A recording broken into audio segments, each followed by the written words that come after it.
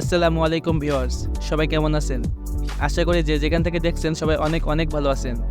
Folding phone এই নামটি শুনলেই সর্বপ্রথম স্যামসাংয়ের কথা মনে পড়ে, কারণ স্যামসাংই সর্বপ্রথম ফোল্ডিং ফোন মার্কেটে লঞ্চ করে।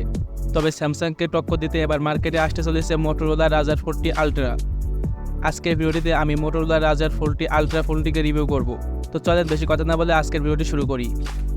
প্রথমে যদি এটা ডিজাইন সম্পর্কে কথা বলি তাহলে দেখা যাচ্ছে যে স্যামসাংয়ের ফোল্ডিং ফোনের থেকে এটা ডিজাইন তুলনামূলক অনেক সুন্দর করা হয়েছে।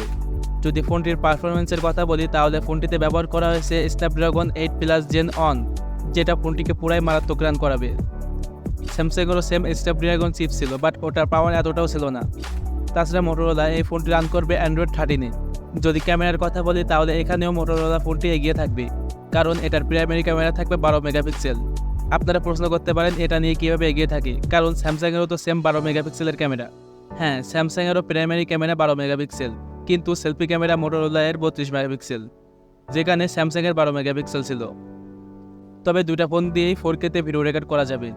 তবে এখানেও পার্থক্য আছে, স্যামসাং সর্বোচ্চ 30 FPS-এ ভিডিও রেকর্ড করতে পারবে, কিন্তু মোটরোলা এই ফোনটি দিয়ে 60 FPS-এ ভিডিও রেকর্ড করা যাবে।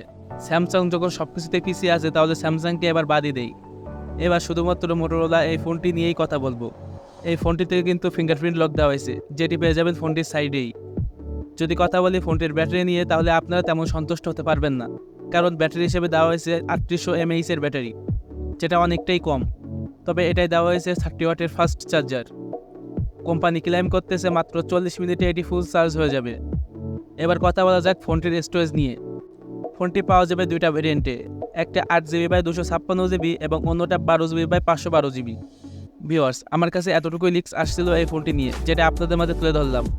ফোনটি বাংলাদেশ মার্কেটে রিলিজ হতে পারে আগস্টের শেষের দিকে, তবে এটা বাংলাদেশে অফিসিয়ালি পাওয়া যাবে না। আজকের ভিডিওটি এই পর্যন্তই।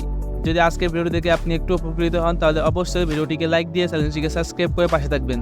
তো দেখা হবে আগামী কোনো নতুন টপিক নিয়ে। সে পর্যন্ত সবাই ভালো থাকবেন।